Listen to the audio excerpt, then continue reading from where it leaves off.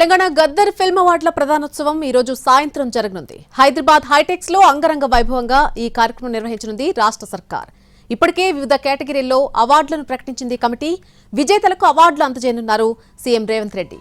పుష్ప 2 చిత్రానికి ఉత్తమ నటుడిగా అల్లు అర్జున్ ఎంపికయ్యారు.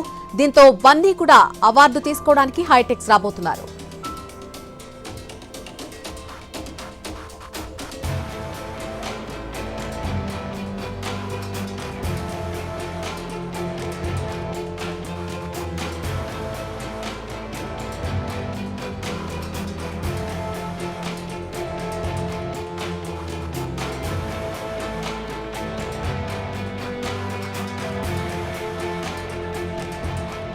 తెలంగాణ గద్దర్ ఫిల్మ్ అవార్డుల ప్రధానోత్సవానికి హైటెక్స్ ముస్తాబైంది. సాయంత్రం 6 నుంచి అవార్డుల ప్రధానోత్సవం జరగనుంది.